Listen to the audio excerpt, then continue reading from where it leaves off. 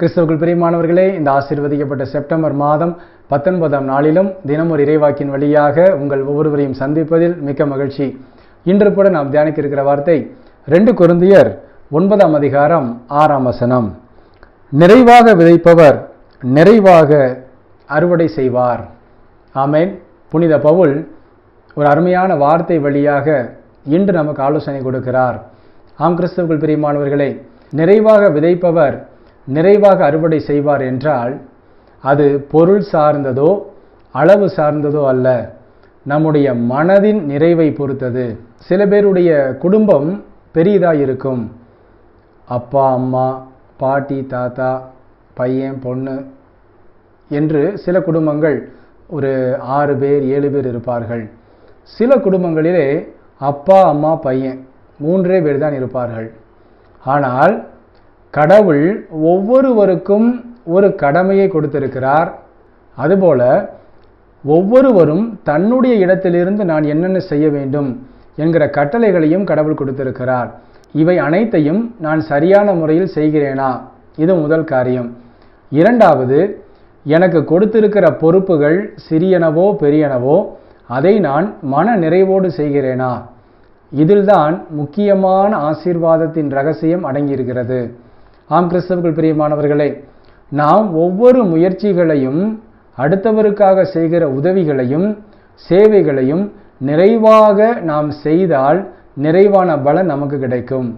இன்றும் கூட ஒரு குடும்பத்தை எடுத்துக்கொண்டால் பல குடும்பங்களிலே அந்த குடும்பத்தில் வாழ்ந்து கொண்டிருக்கும் முதியவர்களுக்கு உரிய மதிப்பு அங்கு கிடைப்பதில்லை, அவர்களுக்குரிய மரியாதை அங்கு கிடைப்பதில்லை. அது சிறு பிள்ளையாக இருந்தாலும் பெரியவர்களாக இருந்தாலும் அந்த வயதிற்கு அவர்களுடைய அனுபவத்திற்கு நாம் கொடுக்க வேண்டிய மரியாதையை நாம் கொடுக்கிறோமா என்பது ஒரு கேள்விக்குறியாக இருக்கிறது.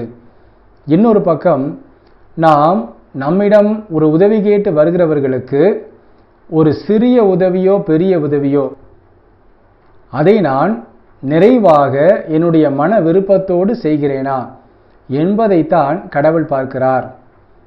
நான் 10 ரூபாய்க்கு என்னிடம் பசி என்று கேட்கிற ஒரு நபருக்கு, ஒரு வயதான பாட்டிக்கு 10 ரூபாய்க்கு ஒரு பன்னு வாங்கி கொடுத்தாலும் அது நிறைவு. எப்பொழுது நான் நிறைவாக அந்த பண்ணை வாங்கி கொடுத்தேனா அவர்கள் என்னை நிறைவாக ஆசீர்வதிப்பார்கள், அவர்களுடைய மனது நிறைவடையும், அவர்களுடைய பசி ஆறும். அப்பொழுது நிறைவான பலனை நான் பெற்றுக்கொள்வேன். இதே சமயம் நான் ஒரு அனாதை ஆசிரமத்திற்கு 10,000 பேருக்கு நான் சாப்பாடு போடுறேன், அந்த நான் 10,000 பேருக்கு சாப்பாடு போடுறேன்னு ஒரு 10,000 பேருக்கு நான் விளம்பரம் செய்து அதை நான் ஃபோட்டோ எடுத்து ஃப்ளெக்ஸில் போட்டு நான் அந்த தான தர்மத்தை செய்தால் அதில் ஒரு பயனும் இருக்காது. ஆம் கிறிஸ்துவுக்குள் பிரியமானவர்களே, கடவுள் நம்முடைய உள்ளத்தை தான் பார்ப்பார். நீங்கள் எவ்வளவு செய்கிறீர்கள் என்கிற கணக்கு அவருக்கு கிடையாது. நாம் எதை செய்தாலும், ஒரு குண்டூசி அளவு நீங்கள் உதவி செய்தாலும் அதை மன நிறைவோடு செய்வதற்கு கற்றுக்கொள்ளுங்கள். ஆம் கிறிஸ்துவுக்குள் பிரியமானவர்களை, இன்றும் கூட இந்த ஒரு காரியத்தை நம்முடைய உள்ளத்திலே பதிப்போம். உங்களிடம் ஒருவர் உதவி கேட்டு வந்தால் தயவு செய்து அவர்களை ஒதுக்கி விடாதீர்கள். அவர்களிடமிருந்து நான் தப்பிக்க வேண்டும் என்று நினைக்காதீர்கள். ஏனென்றால் நாளை இதே நிலை நமக்கு வரலாம். நம்மிடம் ஒருவர் உதவி கேட்டு வந்தால் நம்மகிட்ட 10 ரூபா இருக்கா, 1 ரூபா கொடுங்க. நம்மகிட்ட 10 ரூபாயும் இல்லையா, சாரிப்பா இப்போ உனக்கு உதவி செய்ய என்கிட்ட ஒன்றும் இல்லை என்று தயவாய் சொல்லி அவர்களை அனுப்பிவிடலாம். ஆம் கிறிஸ்துவுக்குள் பிரியமானவர்களே, நாம் செய்கிற காரியங்கள் சிறிதோ பெரிதோ அது முக்கியமல்ல.